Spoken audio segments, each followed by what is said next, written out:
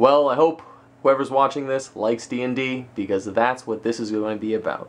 Dungeon Crawlers is the name of my D&D group, which I DM as. We're all new to the 4.0 system. I'd never DM'd before, and in fact, it's probably been a decade since I've actually played a full game of D&D. At any rate, I'm going to give you a bit of the backstory, and this will be a vlog-style video, strictly based on the role-playing and serious aspects of the D&D game itself.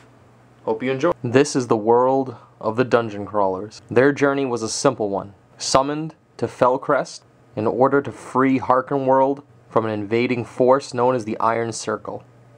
A group of bandits, brigadiers, sent by their nefarious Drake Lord Redthorn to terrorize and take control of Harkenworld.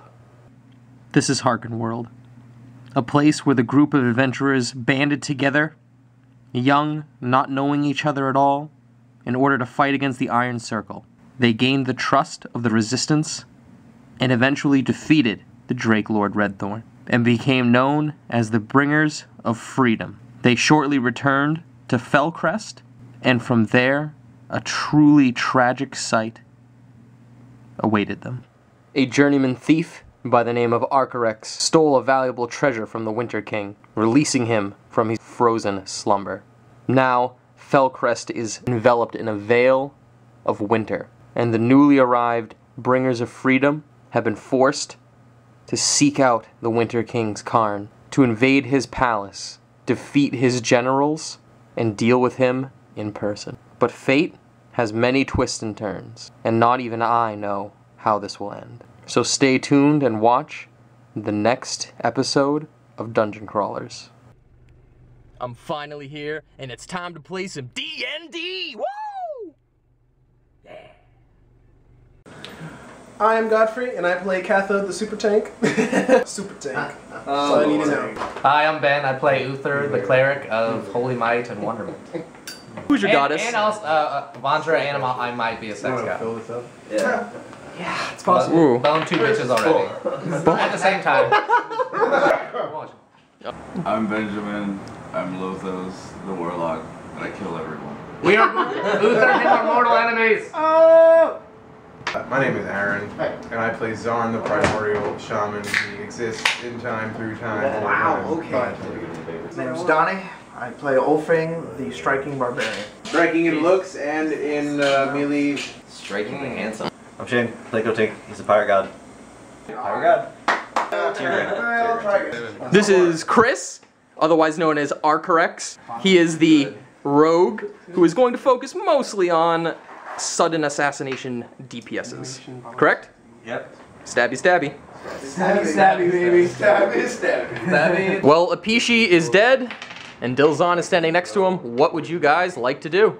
So, Dilzan looks to you, Kathaod, since you're the one who addressed him, and he says, I have a proposition.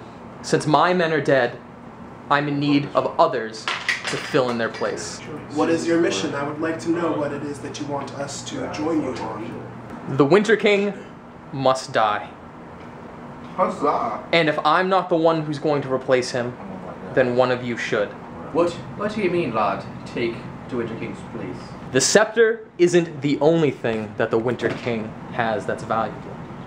His crown, combined with the scepter, gives him control over the winter. Anyone who possesses them will be in control, and thusly will become the Winter King. As he says this, he actually lowers his hands onto both of his swords. And what would you do with this power once you have attained it? I am not the one who has to obtain anything. As long as he dies and someone else is in control. He has done a great many terrible things that I have seen and was forced to contribute to. We will help your cause to take out the Winter King. Dilzan is going to walk over to this wall over here. And it just appears like a normal cave wall, except that when he approaches it and raises his arm close to the wall and knocks on the ice and snow on the wall, shimmers, shudders, and falls off. And you can see, almost as if you're looking through crystal, at a room filled with treasures. You can't get to it because technically it's still sealed away in an ice barrier, but you know that at least Dilzahn knows where it is and possibly how to get it. Well, Dilzahn reveals this to you, turns to you all, and says, "There are great riches which we have reaped over the years to the service of the Winter King. They will be yours, but realize that you can only take what you can carry, and that more often than not, this gold and jewelry will bring heartache and trouble. And it's best to just leave it here, sealed away in this mountain." The very first roll of the game, and it's a 1. Now, all you know about the room filled with treasures is that it could be infinite, and you have no idea or even a concept of what he was talking about. 36 religion. What this will mean for the entire rest of this current dungeon is that for your short rests that you take, you will actually regain your healing surges because of Uther. Uther's ability and connection to Avandra allows you all to heal better. It's just for this particular dungeon. Because it's against the Winter King, Avandra is helping you. Because Uther pleaded. Yeah, please. Scottish and trots and sucking cock.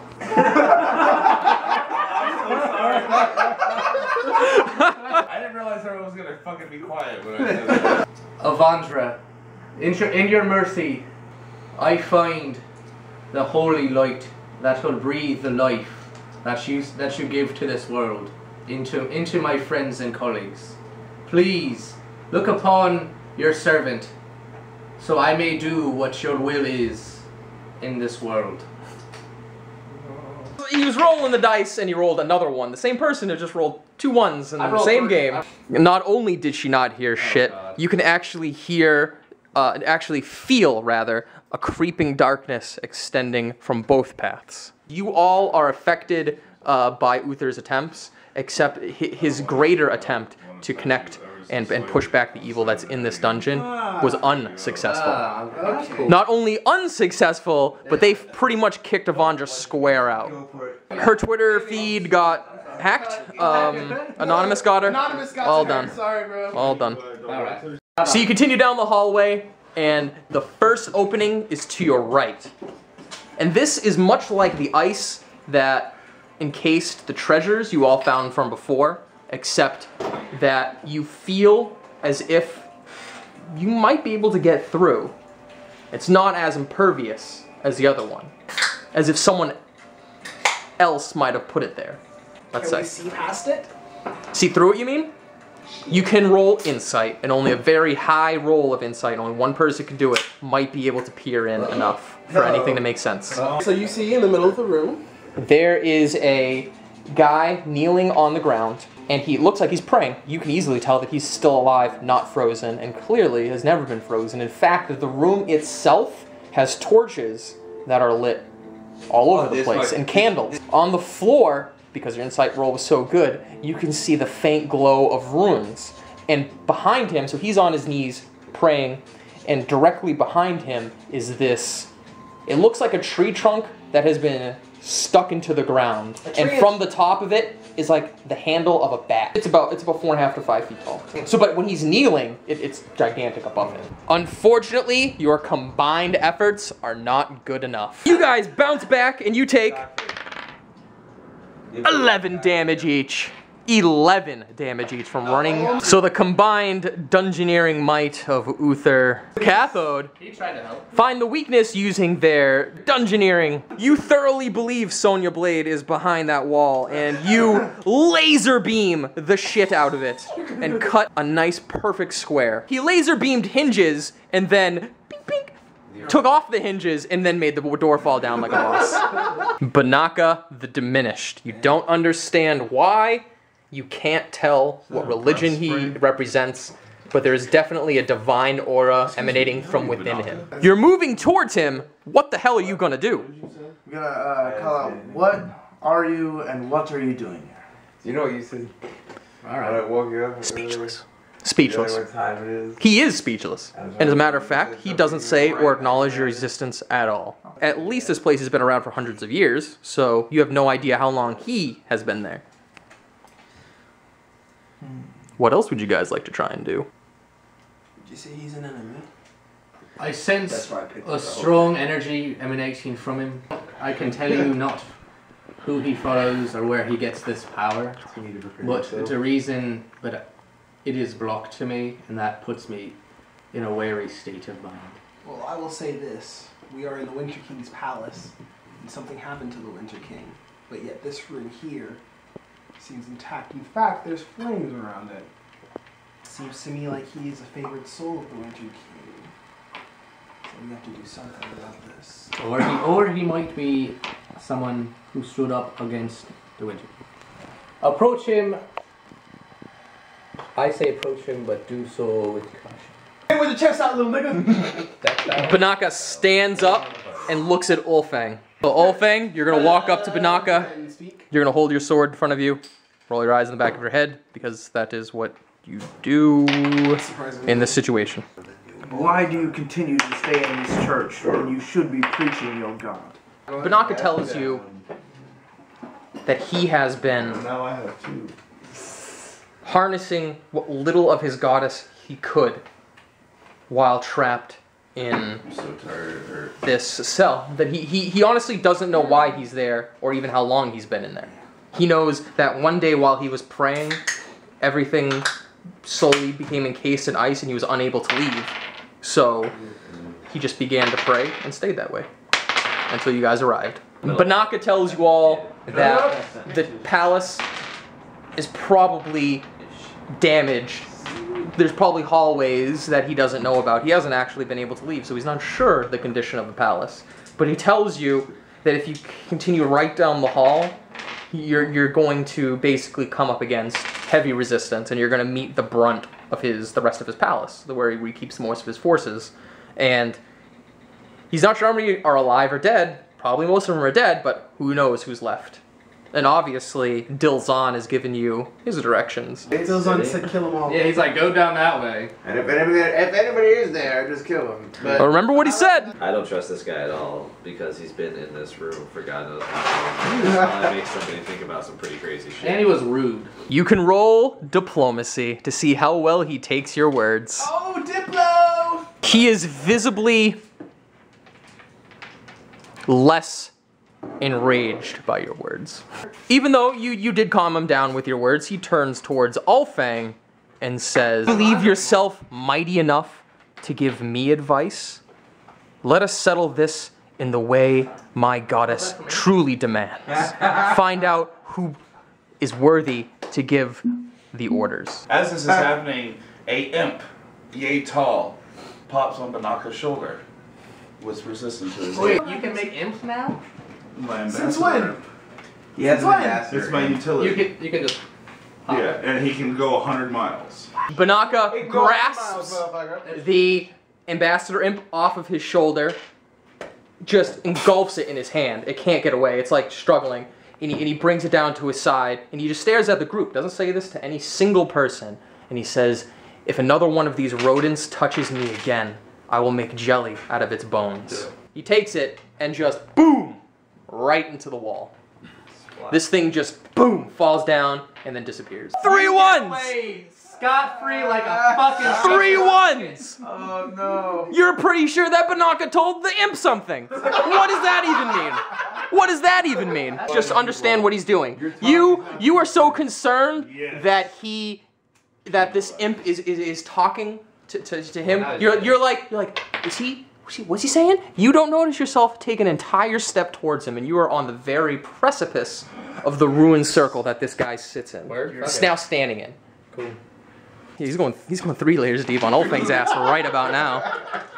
All right, roll initiative. Teargrin notices the ruins that are on the floor and warns his group very, very eloquently, might I add, about them. However, your efforts are not necessarily misguided, because these ruins aren't hurting you exactly, except you feel just raw primal energy, kind of. Not primal, not everyone will be able to roll initiative, because the paladin who has been stuck outside in the hall is now trapped on the other side of a door. So the paladin that is now stuck on the outside of the door, you can hear, is battling skeletons. And undead of all sorts. For him. Oh yeah. Now it's the regular turn into which Donnie can make his turn because he got dazed. So you are now dazed and prone. 29. Ooh, Versus AC. Unfortunately, that does not hit. Casually, Banaka just takes a step back and watches you wildly swing. Someone pull him out. I'll try. I got it. Fuck, I can finally use this. Holy You have something for You this have something for this situation. Yeah. I've Holy never fuck. used it before. I've never had one. Holy fuck. Avandra's Rescue. Oh my god, it has the word rescue in it? Clearly. I can pull someone one square. I'm sorry, Ulfang. It's too dangerous, and I'm yanking this motherfucker out of that circle. May Avandra's hand guide you away from danger. Get the fuck out! Ulfang rises up using a sword to actually stand up in front of Banaka and attempts to surrender, to yield in front of him. Acknowledging this and realizing that he can clearly see that you're no match for him, he just looks at you. He smiles in satisfaction. What he believes, as he is an embodiment of his god, has just beat you. And he knows he can feel that you're connected to cord, so he simply kicks you in the chest. You fall 3 stasis back, you take 10 damage. Your sword stays where it is. He looks down at it, grabs it, picks it up, turns away from you all for a split second, but as he does, he looks at the blade. And he's a monk. When he grabs the blade, he spins it on his hand like this, testing the balance of the blade. He finally turns around, looks at Ulfang, who is like just all sorts of bloodied on the ground, blood dripping out of his mouth and everything. The ruins start to subside, their glow fades dramatically, and the door opens. Now, outside is the paladin. He was auto-attacking. He was DC'd, but he was auto-attacking, all right? His AFK body was like a bot. Yeah, he's botting, yeah. So there was like 3 or 4 half-broken skeletons and zombies, like corpses mixed in all around him. But there's still 2 directly in front of him. And he actually has his axe with both hands in front of him, braced back, defending himself. Banaka looks past you all, and he still has Ulfang's sword in his hand, and he threads the needle with it. He spins all the way around, you know, using his force of spinning, and throws the sword. It goes just barely past you all. Oh, bury it in the paladin's face! And kills both of the zombies in front of the paladin. The warlock does not like this. This group does it again. They always solve problems in very strange ways. Very strange ways indeed. You fucking failed. No. What'd you get? It is the stables. It's wide open like a gymnasium, but you can tell that the pens are holding, you can see at least 2 very large wolf-like creatures sleeping. And you're not sure what else is in there. And it appears as if this place was used to store guard animals that did patrols, some that are big enough to easily be mounts, but they look, for the most part, like wolves. The rickety broken door got, you know, the lock got picked, and the stealth of the warlock would, you know, he's gonna sneak up on in there, and Donnie's like, what? Door? BAM! Kick, rolls a 19 or an 18 or whatever the hell, it doesn't matter. You 12 for a stealth, yes. 25 for stealth. Wow. You would have stealthed in, and you would have had to make a luck check, actually. A luck check? Just roll a d20? Just a luck check. It would have been fun. It would have been a fun time, but no luck's involved now because you just fucking kicked the door down. There's a big old pit. Hey, Donnie, get a d20 in your hand because guess what you're gonna have to do? You're gonna have to roll an athletics check. Please do not roll a 1. I believe in you. 3. 3! Holy crap. The reason why it's so difficult is because you just kicked down the door to a place with a bunch of animals. Animals are far more alert than everything else. Because Ulfang kicked the door down and pretty much just charged right in. Because he didn't make the athletics check, he actually charges into the room. We would like to keep Because you use your momentum. You kick it down, you take a step into the room. Like a full step into the room. Everything hears you. and wakes up. To see what kind of animals they are? No, you cannot know, because the encounter hasn't been made yet. You guys are not going to be doing this encounter. That will be what will happen next game.